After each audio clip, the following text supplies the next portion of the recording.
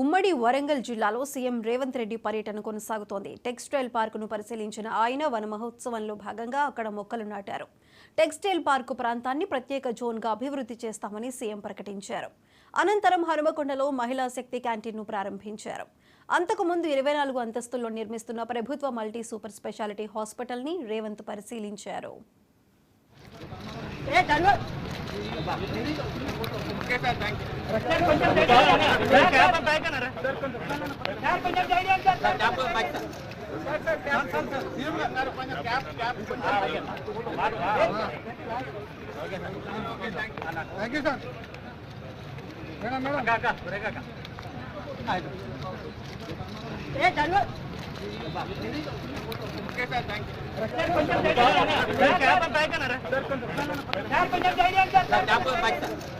Sir,